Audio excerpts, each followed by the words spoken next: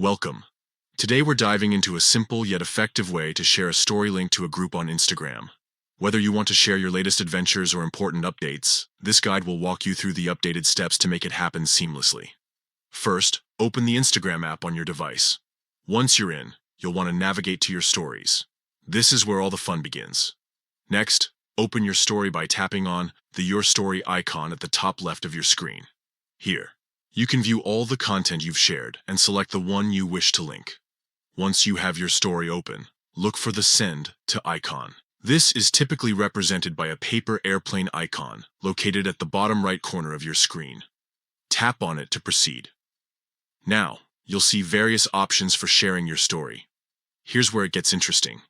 Click on Copy Link. This action will copy the link of your story to your clipboard, making it easy to share wherever you want. After copying the link, it's time to head back to your messages.